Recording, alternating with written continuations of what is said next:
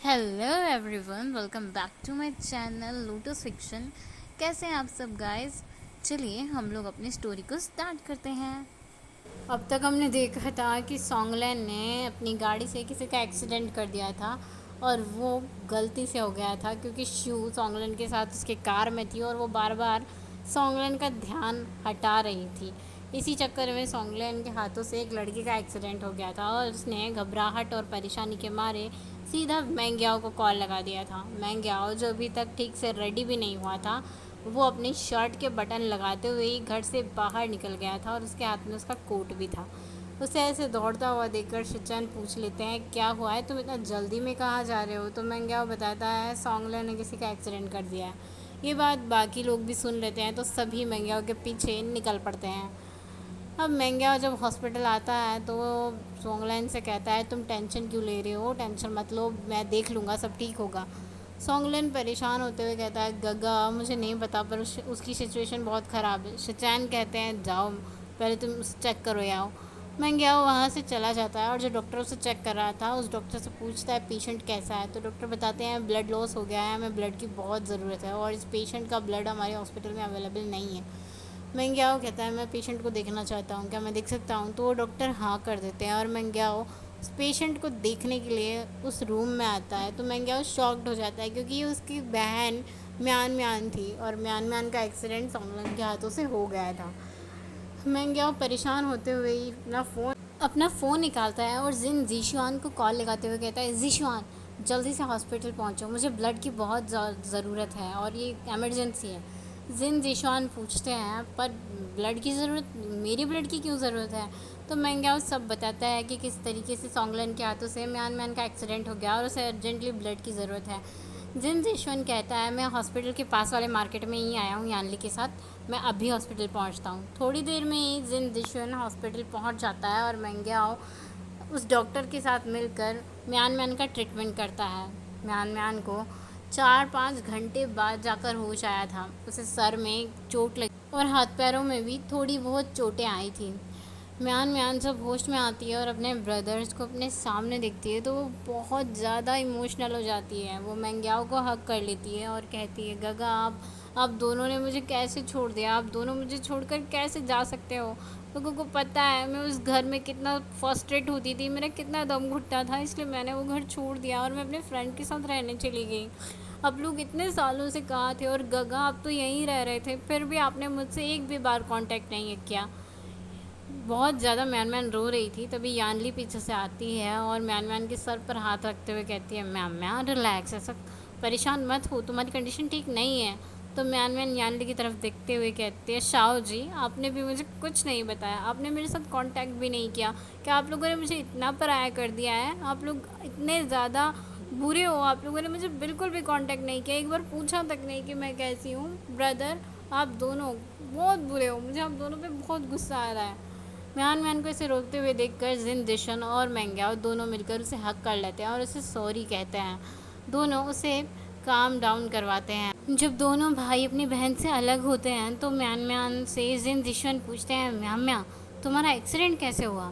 तो म्यान म्यान चिढ़ते हुए कहती है, आह ब्रदर, गगा पता नहीं किसी उल्लू के पट्टे नाकारा निकम्मे इंसान ने बिना देखे गाड़ी को पीछे ले लिया और मैं गाड़ी की चपेट में आ गई। उसे गाड़ी चलाना भी नहीं आता, मेरे सामने अगर वो आ जाएगा ना मैं उसे बहुत मारूंगी। पीछे सॉन्गलैन ये सारी बातें सुन रहा था और अजीब अजीब मुंह बना रहा था। वो सोच रहा था ये लड़की है कौन और मुझे ऐसे ब्लेम कर कैसे रही है। और सॉन्गलैन के पीछे ही ठीक दरवाजे के पास दरवाजे से अपना हाथ सटाकर शिनचैन खड़े थे, जो ये सब नज़ारा देखकर मुस्कुरा रहे थे। म्यान म्यान जब अपने भाइयों से बात कर रही थी तो उसकी नज़र पीछे की तरफ जाती है जहाँ पर दो पर्सन खड़े हुए थे, जिनमें से एक मुस्कुरा रहा था और दूसरा अजीब अजीब मुंह बना रहा था। मैं अपने भाई मैंग्याओ से पूछ रही थी, गगा आप तीनों को तो मैं जानती हूँ, लेकिन वो दोनों कौन है? और ये बंदा मुंह क्यों बना रहा है इतने अजीबोगरीब, और वो पीछे वाले वो हंस क्यों रहे हैं? मैंग्याओ पीछे पलट कर देखता है तो सॉन्गलैन अजीबोगरीब मुंह बना रहा था और शिनचैन पीछे खड़े हुए स्माइल कर रहे थे। मैंग्याओ हंसते हुए कहता है, वो उल्लू का पठान नाकारा निकम्मा जिसे कार चलाना नहीं आती, वो यही महाशय हैं और तुम इसी की वजह से आज हॉस्पिटल में भी हो। शिचैन ज़ोर से हंस पड़ते हैं। तो म्यान म्यान कहती है, क्या आप गाड़ी देख कर नहीं चला सकते थे? आपको गाड़ी चलानी नहीं आती तो चलाती क्यों हैं आप जैसे इंसान को लाइसेंस किसने दिया? शू यांग ये देखकर हंस रहा था और सोंगलेन मुंह बनाते हुए वहाँ से बाहर चला जाता है। अब सोंगलेन क्या ही बोले कि उसकी सिचुएशन कैसी थी। हाँ, बेचारे की गलती भी नहीं थी, लेकिन फिर भी उसके हाथों से एक्सीडेंट हो गया बिकॉज ऑफ एक बच्चा छोटा सा जिसे वो झेल नहीं सकता था। दूसरी तरफ शिचैन मुस्कुराते हैं और रूम के अंदर आते हैं। मैंग्याओ कहता है, ये मेरे हस्बैंड है म्या म्या। शिचैन और म्यान म्यान का इंट्रोडक्शन होता है, जिसके बाद थोड़ी देर तक लोग बातें करते हैं और म्यान म्यान को इंजेक्शन दे दिया जाता है ताकि वो रेस्ट कर सके। अब हमें सीन दूसरी तरफ का दिखाया जाता है। विंग ने सारे सबूत मिस्टर शाओ को दे दिए थे और मिस्टर शाओ ने जिन फैमिली के सभी मेंबर्स को अरेस्ट कर लिया था।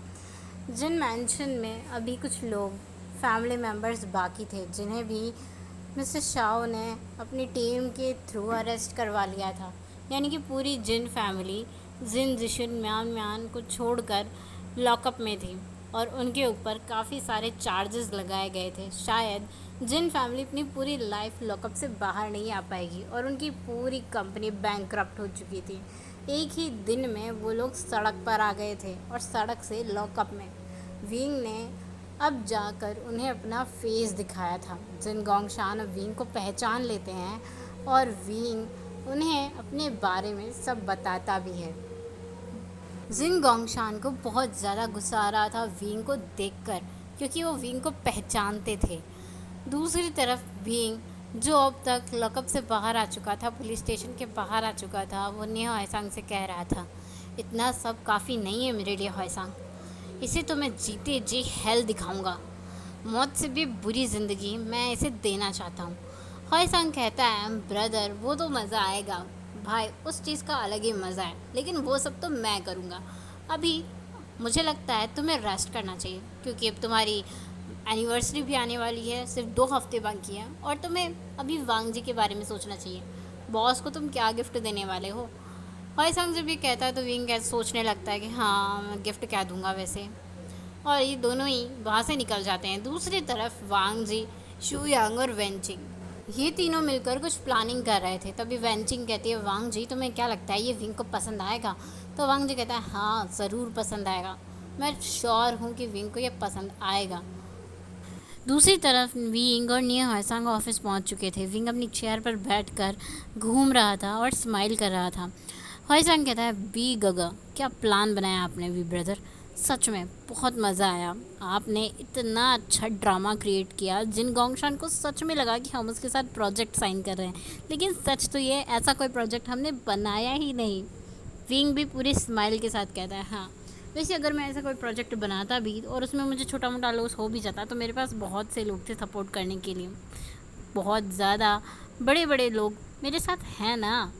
विंग स्माइल कर रहा था तो होयसांग कहता है, हाँ ये बात तो है कि हमारे साथ बहुत सारे लोग हैं, वो भी सिर्फ बॉस की वजह से। बॉस का सपोर्टिंग सिस्टम और इतना ज़्यादा पावरफुल है कि हम लोग को अगर छोटी सी भी मिस्टेक हो जाए तो बॉस सब संभाल सकते हैं।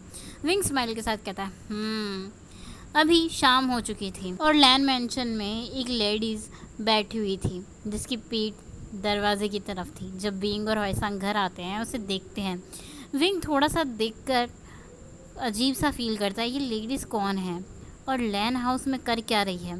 उसके पास यान ली, मैंग्या और जिन जिशुआन बैठे हुए थे। विंग जब थोड़ा आगे आता है तो उसे उस लेडीज़ का फेस दिखता है जो म्यान म्यान थी। विंग म्यान म्यान को देखकर शॉक्ड होते हुए पूछता है, म्यान म्यान तुम यहाँ, और ये तुम्हारे सर पर पट्टी कैसे, क्या हुआ? सब लोग विंग की तरफ देखते हैं जो होयसांग के साथ हॉल में आ गया था और उनके पीछे सोंगलैन भी। म्यान म्यान तभी सोंगलैन को देखते हुए कहती हैं, हाँ मेरे सर पे पट्टी, तुम्हारे पीछे जो ये उल्लू का पट्टा ड्राइवर खड़ा है ना, इसे गाड़ी चलाना बिल्कुल भी नहीं आती है, इसने मेरे ऊपर गाड़ी चढ़ा दी थी, इसीलिए मेरे सर पे पट्टी है। सोंगलैन इस बार सच में चिढ़ गया था तो विंग की तरफ देखते हुए कहता है, विंग ऐसा कुछ भी नहीं है, मैं शू को अपने साथ घुमाने ले गया था।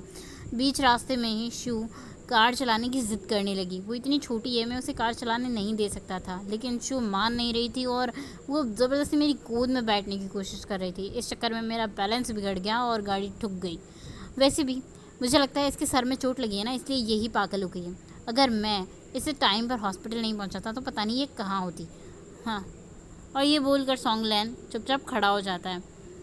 विंग जो ये सुनकर हंस रहा था, अब वो विंग म्यानमैन के साथ बातें करता है और उसे चिढ़ाने लगता है। अभी मेंशन में वांग जी भी आ गया था, जो थोड़ी देर के लिए बाहर गया था। जब वांग जी दरवाजे पर आकर खड़ा होता है तो वो विंग को देखता है, जो म्यानमैन को चिढ़ा रहा था, उसके साथ हंसकर बात कर रहा था।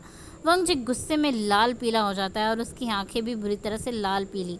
वांग जी अपनी मुट्ठियाँ कस लेता है। पीछे से जो शुयांग आ रहा था, उसका सर वांग जी के पीठ से टकरा जाता है और वो चिल्लाता है, हाय किसने पत्थर रख दिया, मेरा सर फट गया।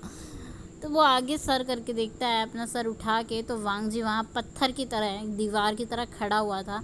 वांग जी सॉन्गलैन की बात सुनकर और भी ज़्यादा गुस्से में आ जाता है और वो सॉन्गलैन को डांटते हुए कहता है, तुम्हें मैं पत्थर दिखाई देता हूँ, देख के नहीं चल सकते थे तुम। पीछे के चिल्लम चिल्ली सुन के सब लोगों का अटेंशन पीछे जाता है, जहाँ वांग जी और शुयांग एक दूसरे से झगड़ रहे थे। बिंग चिल्लाता है, तभी तुम दोनों झगड़ क्यों रहे हो, हमेशा झगड़ते रहते हो टॉम एंड जेरी की तरह। वांग जी विंग की तरफ देखता है। शुयांग वो तो चुप ही हो गया था।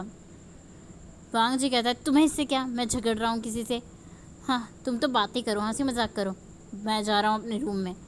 जब विंग ये सुनता है तो समझता है, हाँ इसे क्या हो गया। फिर विंग को समझ में आता है वांग जी जेलस हो रहा था विंग को देख के। वांग जी से विंग पूछ ही लेता है, वांग जी क्या तुम जेलस हो रहे थे? वांग जी कहता है, मैं क्यों जेलस होऊंगा, मुझे क्या पड़ी है जेलस होने की। हाँ, वांग जी जैसे ये कहता है, विंग स्माइल कर देता है। विंग समझ जाता है कि वांग जी उसे म्यानमैन के साथ हंसते हुए बात करके देख के जेलस हो रहा है। अभी दूसरी तरफ आयुआन वैनचिंग मिलकर जियांग फैमिली को अभी भी टॉर्चर कर रहे थे। आयुआन भी एक फ्लैशबैक में सोच रहा था लूसी, जो एक दिन अचानक से विंग से कहीं टकरा गई थी और विंग को देखते ही वो विंग के ऊपर चिल्ला पड़ी थी। और विंग के साथ उस वक्त उसकी बेटी और युआन दोनों थे, साथ में शाओ फई भी थी। सब लोग विंग के साथ घूम रहे थे और लूसी विंग को देखने के बाद उस पर चिल्ला पड़ती है, बेशरम इंसान, अपने नाजायज़ औलाद को लेकर कहाँ घूमते फिर रहे हो। लूसी तो विंग पर हाथ भी उठाने को आ गई थी, लेकिन तभी शाओ फई ने लूसी का हाथ पकड़ा और ज़ोर से मरोड़ दिया और उसे इतना ज़ोर से धक्का दिया कि वो फर्श पर जाकर गिरी और उसके सर पे चोट लगी थी, बहुत ज़्यादा ब्लीडिंग भी हो गई थी। विंग ने उसे उठाकर हॉस्पिटल में एडमिट करवा दिया था। आयुआन मेंग्याओ के पास ही गया था उसका ट्रीटमेंट करवाने। मेंग्याओ गुस्से में जब ये जानता है कि लूसी ने विंग के साथ क्या क्या किया है, तो उसका ट्रीटमेंट करने से ही मना कर देता है। पर आयुआन उसे समझाता है और मेंग्याओ आयुआन को डांटने लगता है, तुम चाहते हो इसकी जान मैं बचाऊं? तो युआन कहता है, आपको क्या लगता है मैं इसे इतनी आसानी से मरने दूंगा? इतनी आसानी से ये मर जाएगी तो हम रिवेंज कैसे लेंगे? इसे तो ज़िंदा रहना पड़ेगा। विंग जो सच में बहुत ज़्यादा टेंशन में आ गया था इन सब चीज़ों की वजह से, वो सच में सोच रहा था कि अगर वांगजी और युवान ने उसे नहीं ढूंढा हुआ होता तो क्या उसकी बेटी को और उसे सब लोग ऐसे ही घटिया नज़रों से देखते और ऐसे ही ताने उसे मारते। विंग जब इतना ज़्यादा कुछ सोच रहा था तो युवान और शाओ फई मिलकर विंग को वहाँ से ले जाते हैं। युवान को भी लूसी को देख देख कर वो सारी बातें याद आ रही थी और फई को भी, दोनों को बहुत ज़्यादा गुस्सा आ रहा था और वो लोग लूसी के और जियांग फैमिली के ऊपर टॉर्चर करते जा रहे थे और मज़े ले रहे थे।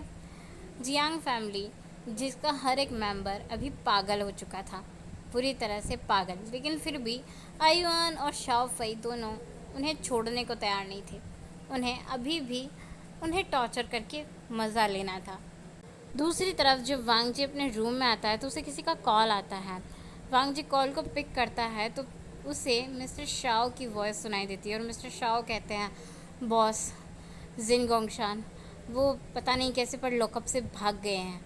तो वांग जी कहता है, ये सब कैसे हो गया और तुम लोग कर क्या रहे थे, ढूंढो उसे। तो शाओ फैंग कहते हैं, मैंने बहुत ढूंढा लेकिन वो मुझे मिल नहीं रहे, पता नहीं वो कहाँ गए, मैंने सब जगह अनाउंसमेंट कर दिया है, उनकी फ़ोटोज़ भी भेज दी हैं। वांग जी गुस्से में फ़ोन करता है और वह शुयांग को बुलाते हुए कहता है, शुयांग जिन गोंगशान लॉकअप से भाग गया। तो शुयांग कहता है, पर अभी सुबह ही तो बी ब्रदर ने उसे लॉकअप में पहुंचाया था, वो भाग कैसे गया? वांग जी कहता है, मुझे नहीं पता, पर तुम अपने सारे आदमियों को फैला दो, सिक्योरिटी डबल कर दो, विंग के आसपास में कोई भी अजनबी पर्सन नहीं आना चाहिए, विंग को कुछ भी नहीं होना चाहिए, और जब तक जिन गोंगशान मिल नहीं जाता है विंग की सिक्योरिटी का अच्छे से ध्यान रखो। शुयांग कहता है ठीक है बॉस, काम हो जाएगा, मैं सिक्योरिटी भी डबल कर दूंगा और अपने आदमियों को भी फैला दूंगा ताकि जल्द से जल्द जिन गोंगशान को ढूंढा जा सके। वांग जी हाँ में सिर हिलाता है। वांग जी विंग का इंतज़ार कर रहा था रूम में। विंग को तो यानली ने डांट कर भगा दिया था, तुम दोनों झगड़ना चाहते हो तो अपने रूम में जाके झगड़ो। वांग जी वेट कर रहा था और जब विंग आता है तो वो वांग जी को मनाने की कोशिश करता है, मगर वांग जी गुस्सा दिखाता है और विंग से कहता है तुम रहो यहाँ पर, मैं जा रहा हूँ बाहर। बाहर आकर वांग जी सबको सब कुछ बताता है, जिन गोंगशान कैसे भाग गया है और उन्हें सतर्क रहना होगा, कभी भी कुछ भी प्रॉब्लम हो सकती है। इस बात को 2 हफ्ते बीत गए थे। इन 2 हफ्तों में जिन गोंगशान की कोई खबर नहीं मिली थी वो कहाँ गया था। वांग जी अपनी एनिवर्सरी की प्रिपरेशन कर रहा था, आज उनकी एनिवर्सरी थी। वांग जी ने विंग के लिए एक बहुत ही स्पेशल सरप्राइज़ रेडी करके रखा था और उसने शू यांग से कहा था विंग जब यहाँ आए तो उसकी आंखों पे पट्टी होनी चाहिए, मैं उसे बहुत ख़ास सरप्राइज़ देने वाला हूँ। तो शू यांग कहता है क्या सरप्राइज़ देने वाले हो तुम उसे, ऐसा बता भी दो। तो वांग जी कहता है तुम अपने काम से काम रखो, मैं जब बाद में ही बताऊँगा। इधर विंग को उसकी शिजे और निया होइसांग मिलकर रेडी कर रहे थे। विंग कहता है 2 घंटों से तैयार कर रहे हो आप लोग मुझे, मुझे जाना कहाँ है, पार्टी में ही तो जाना है ना, इतना क्या तैयार कर रहे हो जैसे आज मेरी शादी है। तो दोनों ही स्माइल करते हैं और विंग को चुप कराते हुए कहते हैं चुपचाप रेडी हो जाओ तुम, बार बार बोलने की ज़रूरत नहीं है, हम रेडी कर रहे हैं तुम रेडी हो जाओ।